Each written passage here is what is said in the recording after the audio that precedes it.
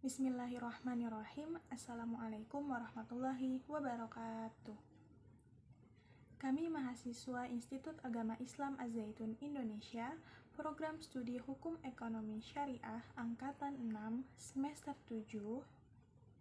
Kami kelompok 11, mata kuliah Hukum Kontrak Bisnis Syariah. Saya sendiri Fitri Anissa. Saya Fitri Munawaro dari kelompok 11. Dan saya Asep Muhammad Jabal Torik. Di video kali ini, kita akan membahas tentang penyelamatan dan penyelesaian pembiayaan bermasalah. Nah, yang pertama adalah penyelesaian sengketa. Apa itu penyelesaian sengketa? Penyelesaian sengketa adalah suatu penyelesaian perkara yang dilakukan antara salah satu pihak dengan pihak yang lainnya. Penyelesaian sengketa terdiri dari dua cara, yaitu melalui litigasi atau pengadilan dan non-litigasi di luar pengadilan. Dalam proses penyelesaian sengketa, melalui litigasi merupakan sarana terakhir ultimum remedium bagi para pihak yang bersengketa setelah proses penyelesaian melalui non-litigasi tidak membuahkan hasil. Yang kedua ada pembiayaan bermasalah. Selanjutnya, apa itu pembiayaan? Menurut Undang-Undang Nomor 21 Tahun 2008 tentang Perbankan Syariah, yang dimaksud dengan pembiayaan adalah penyediaan dana atau tagihan yang dipersamakan dengan itu berupa transaksi bagi hasil dalam bentuk mudharabah dan musyarakah, transaksi sewa-menyewa dalam bentuk ijaroh, atau sewa-beli dalam bentuk ijaroh mutahiyah bitamlik, transaksi jual-beli dalam bentuk piutang murabahah, salam dan istisna, transaksi pinjam-meminjam dalam bentuk piutang qard, dan transaksi sewa-menyewa jasa dalam bentuk ijaroh. Jadi, yang dimaksud pembiayaan adalah penyediaan dana atau tagihan yang diberikan oleh bank kepada nasabahnya untuk suatu keperluan atau kegiatan usaha dengan berdasarkan prinsip-prinsip syariah. Nah, selanjutnya, apa itu pembiayaan bermasalah? Pembiayaan bermasalah adalah pembiayaan yang telah terjadi kemacetan antara pihak debitur yang tidak bisa memenuhi kewajibannya kepada pihak kreditur. Pembiayaan bermasalah ini dapat berupa pembiayaan yang tidak lancar, pembiayaan yang tidak menepati jadwal angsuran, tidak melakukan apa yang disanggupi akan dilakukannya, melaksanakan apa yang dijanjikan akan tetapi tidak sebagaimana yang dijanjikan, melakukan apa yang dijadikan tetapi tetap terlambat, dan melakukan sesuatu yang menurut perjanjian tidak boleh dilakukan. Kita masuk ke pembahasan yang ketiga, yaitu apa dan bagaimana penyelamatan pembiayaan bermasalah. Penyelamatan pembiayaan adalah istilah teknis yang biasa digunakan di kalangan perbankan terhadap upaya dan langkah-langkah yang dilakukan bank dalam usaha mengatasi permasalahan pembiayaan yang dihadapi oleh debitur yang masih memiliki prospek usaha yang baik, namun mengalami kesulitan pembayaran atau kewajiban-kewajiban lainnya. Pembiayaan bermasalah ini dapat muncul apabila nasabah tidak dapat atau tidak mau memenuhi kewajiban untuk membayar kembali dana yang dipinjamnya secara penuh pada saat jatuh tempo. Adapun penyelamatan pembiayaan yang dilakukan berupa upaya dan langkah-langkah restrukturisasi yang dilakukan bank dengan mengikuti ketentuan yang berlaku. Hal ini dilakukan agar pembiayaan non-lancar atau golongan kurang lancar dapat menjadi atau secara bertahap menjadi golongan lancar kembali, serta agar debitur dapat memenuhi kembali kewajibannya. Nah, seperti apa bentuk-bentuk restrukturisasi yang dilakukan bank sebagai langkah atau upaya dalam penyelamatan pembiayaan bermasalah? Di sini kami akan menjelaskan bentuk-bentuk restruktur berdasarkan prinsip syariah.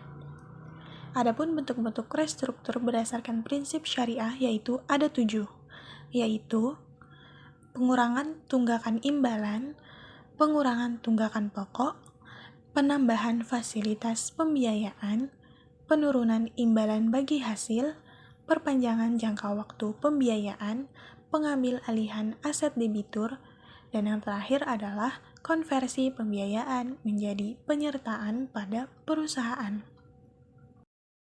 Nah, restrukturisasi ini dilakukan dalam upaya penyelamatan pembiayaan bermasalah bagi nasabah atau debitur yang mengalami kesulitan dalam pembayaran pokok, serta debitur yang memiliki prospek usaha yang baik dan mampu memenuhi kewajibannya setelah direstrukturisasi. Yang keempat ada penyelesaian pembiayaan bermasalah.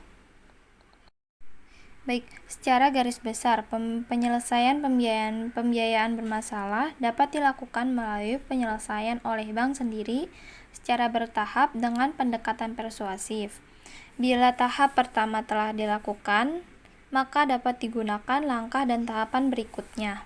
Antara lain, yang pertama ada penyelesaian melalui debit collector. Dalam praktiknya, penyelesaian melalui debit collector ini, pihak bank memberikan kekuasaan kepada pihak debit collector untuk melakukan upaya-upaya penagihan pembiayaan macet, di mana dalam upaya-upaya tersebut, pihak bank dan pihak debit collector melakukan perjanjian, di mana pihak debit collector dalam upaya penagihan tidak dilakukan dengan cara-cara yang tidak dibenarkan oleh hukum yang dapat menimbulkan kerugian bagi bank sebagai pemberi kuasa. Jadi pada intinya, kalau misalnya melalui penyelesaian melalui debit collector, pihak bank memberikan kuasa kepada debit collector untuk melakukan upaya-upaya penagihan pembiayaan yang macet. Oke, selanjutnya penyelesaian melalui kantor lelang.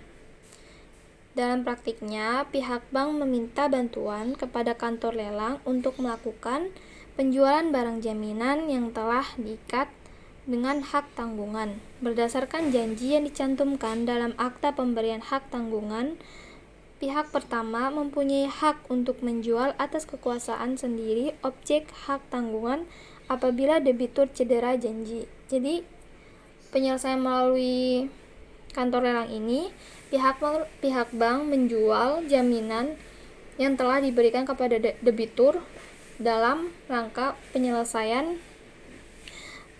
pendanaan yang telah diberikan oleh pihak bank. Nah, apabila debitur tidak dapat melunasi atau melakukan cedera janji, maka pihak bank memiliki kekuasaan untuk menjual jaminan tersebut.